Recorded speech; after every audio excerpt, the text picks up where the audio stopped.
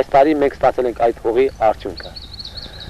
Եվ չեմ պատկերացնում ոնց կարող է պատահի մեր միջից լինեն մարդիկ, որ այդ հարցին ուրիշ ձևի մտածեն։ Ես պատրաստ եմ այդ օրը,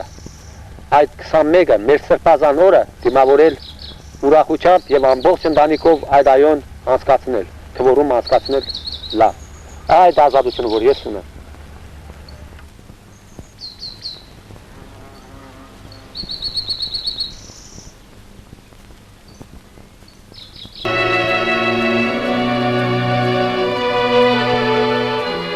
Ես մինչև Մոսկովյան հեղաշրջումը կասեի ոչ, բայց հիմա կասեմ այո, որովհետև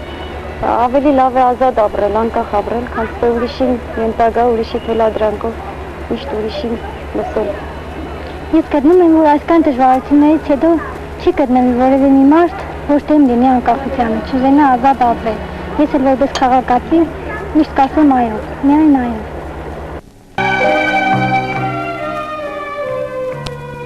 Ընդհանրապես այո, եթե ապրում, մինչև մի ապրել է, կյանքում չի տեսել զուտ ազատություն, հիմիկվա դրությամբ հայը պետք է ազատ զգա իրան,